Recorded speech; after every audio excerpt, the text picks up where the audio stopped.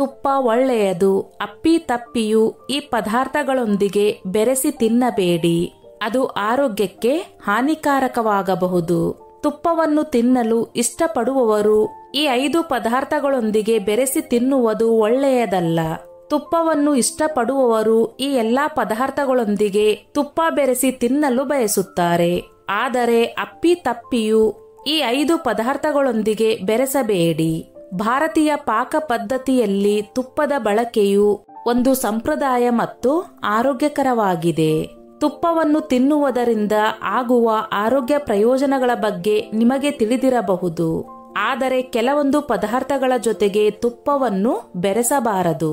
ಅದು ಆರೋಗ್ಯಕ್ಕೆ ಹಾನಿಕಾರಕ. ಆ ಪದಾರ್ಥಗಳು ಯಾವ್ಯಾವು ಎಂಬುವುದು ಇಲ್ಲಿ ನೋಡೋಣ. 1. ತುಪ್ಪ ಮೊಸರು. ಕೆಲವರು ಅನ್ನಕ್ಕೆ ಮೊಸರು ಹಾಗೂ ತುಪ್ಪ ಹಾಕಿ ತಿನ್ನುತ್ತಾರೆ. ಆದರೆ ಇವೆರಡರ ಮಿಶ್ರಣ ಆರೋಗ್ಯಕ್ಕೆ ಒಳ್ಳೆಯದಲ್ಲ. ತುಪ್ಪವು ಸಿಹಿಯಾಗಿದ್ದರೆ ಮೊಸರು ಹುಳಿ ಮತ್ತು ತಂಪಾಗಿರುತ್ತದೆ.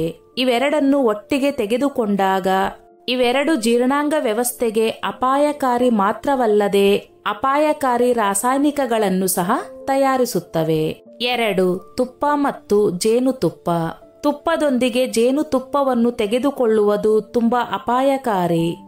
ಇದು ಸವೆತವನ್ನು ತಡೆಯುತ್ತದೆ ಮತ್ತು ದೀರ್ಘಕಾಲೀನ ಚಯಾಪಚಯ ಸಮಸ್ಯೆಗಳನ್ನು ಹೆಚ್ಚಿಸುತ್ತದೆ ಎಂದು ತಜ್ಞರು ತಿಳಿಸಿದ್ದಾರೆ.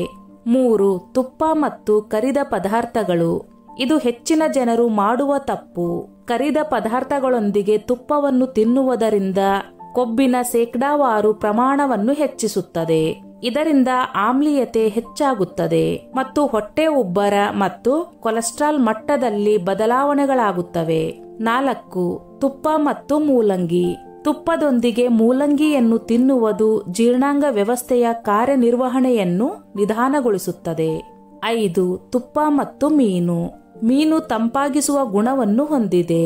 ಆದರೆ ತುಪ್ಪವು ಶಾಖವನ್ನು ಉತ್ಪಾದಿಸುವ ಸ್ವಭಾವವನ್ನು ಹೊಂದಿದೆ. ಇವೆರಡನ್ನು ಒಟ್ಟಿಗೆ ತಿನ್ನುವುದರಿಂದ ಜೀರ್ಣಕ್ರಿಯೆಯಲ್ಲಿ ತೊಂದರೆ ಉಂಟಾಗುತ್ತದೆ. ಇದರ ಪರಿಣಾಮವಾಗಿ ಚರ್ಮದ ಸಮಸ್ಯೆಗಳು ಮತ್ತು ಸವೆತ ಉಂಟಾಗುತ್ತದೆ. ರುಚಿಕರವಾದ ಆರೋಗ್ಯಕರ ತುಪ್ಪವನ್ನು ಅಸಮರ್ಪಕ ಆಹಾರಗಳೊಂದಿಗೆ ಬೆರೆಸುವ ಮೂಲಕ ಅದರ ಪೌಷ್ಟಿಕಾಂಶದ ಮೌಲ್ಯವನ್ನು ಕಡಿಮೆ ಮಾಡಬೇಡಿ. ಸ್ನೇಹಿತರೆ, ಈ ನನ್ನ ಮಾಹಿತಿ ನಿಮಗೆ ಇಷ್ಟವಾಗಿದ್ದಲ್ಲಿ ದಯವಿಟ್ಟು ಶೇರ್ ಮಾಡಿ, ಲೈಕ್ ಮಾಡಿ ಮತ್ತು ಸಬ್ಸ್ಕ್ರೈಬ್ ಮಾಡಿ.